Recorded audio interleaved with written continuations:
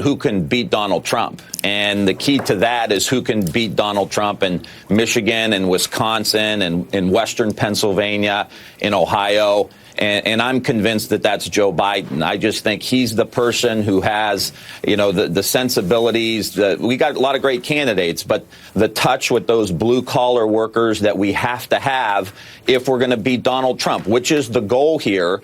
And I know a lot of candidates and people are talking about we want a revolution. We want to have big changes. We want to save the environment.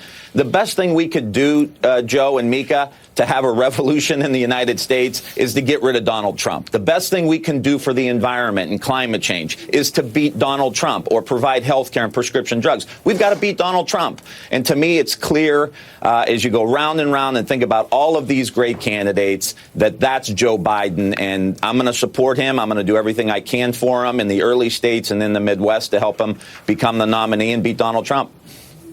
Well, you're so right. You can't change the world unless you win elections, specifically unless you win the White House back. So what is it about Joe Biden, his leadership, that's made you select him instead of, say, Elizabeth Warren? Well, like I said, they're all good candidates, but I think in Joe Biden's bones is a connection to the working class people of this country. And he's had that his whole career. To watch him interact with people in these crowds, small crowds, small rooms. I've campaigned with him in Ohio and other places for Senator Sherrod Brown and others. And he's got the touch. And I think that's what the country needs right now. The country needs to heal.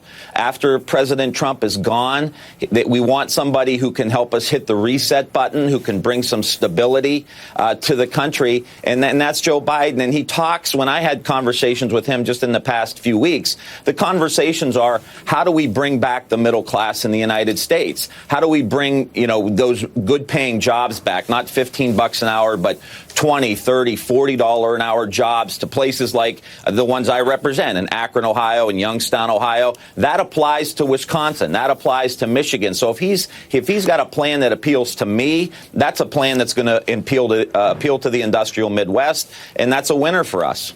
Hey, Congressman Willie Geist, good to see you this morning. Hi, Willie. One of the arguments you've made when you were thinking about challenging Nancy Pelosi